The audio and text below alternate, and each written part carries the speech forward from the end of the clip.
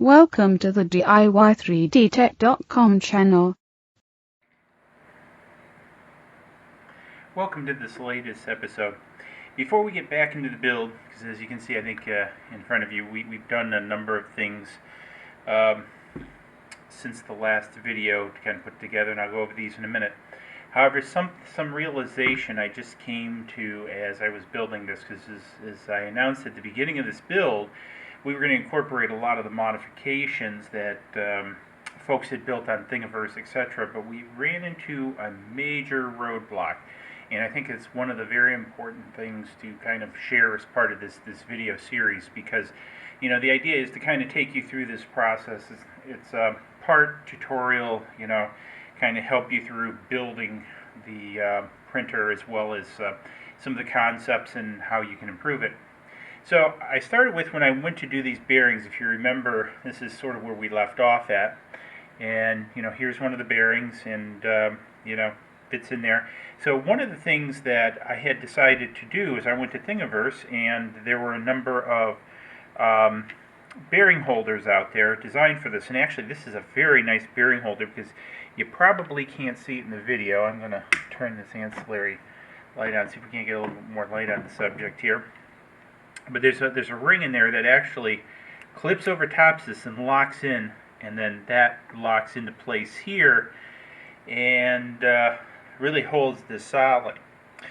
Because in the older versions, these appeared to have been held down with zip strips, and you can kind of see this has changed with these melamine mounting brackets with these 4 screws.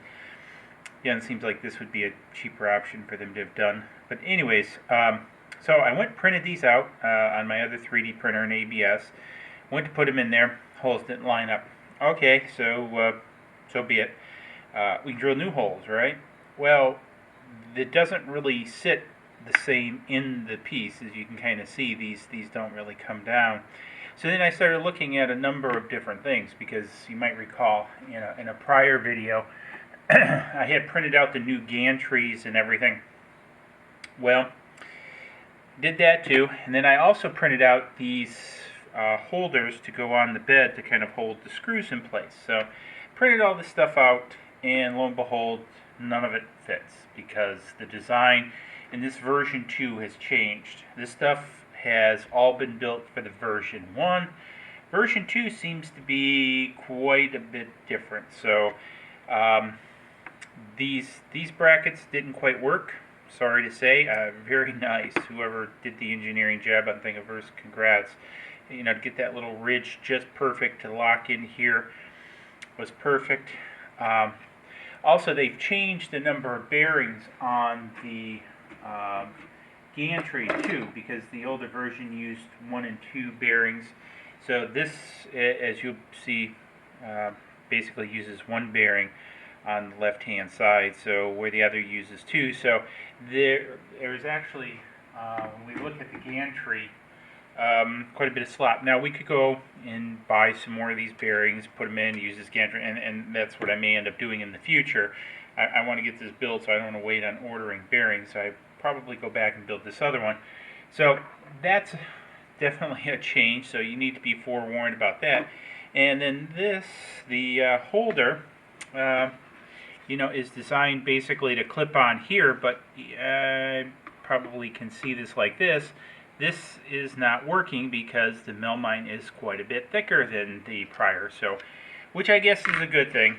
But at the end of the day, it seems like there's some substantial differences in the 2-up version 2 design than there was over top of the original version 1.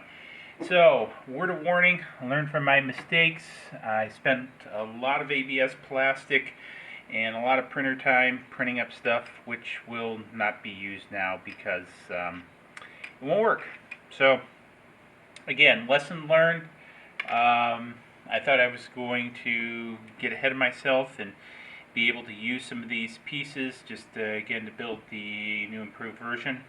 So, however, I guess on the other side, if I have to say something positive, is all the changes I've seen are basically positive changes. Now, the jury will still be out a little bit. I actually think that even the changing from 2 bearings to 1 bearing over here will be better, because it should prevent a little bit less lateral torquing, ironically, on this, but we'll see. I think I'm just going to go ahead and build this, the original gantry, and then in the future possibly change it out if that's what I decide to do, depending on the print quality, if it's good enough. So anyways, wanted to cover that. I think that is a big data point to have, because one of the things that I also did is went and looked at all the build instructions all over YouTube for this before I undertook this project, to kind of streamline it. And again, in general, as this video will probably be somewhat useful if they release a 3.0 version, you know, it's still not going to be exact. So with that, I'm going to close this video out, and then we're going to go and we're going to pick up the next video. We're going to talk about what we did and start moving forward to hopefully get this finished up. Thank you.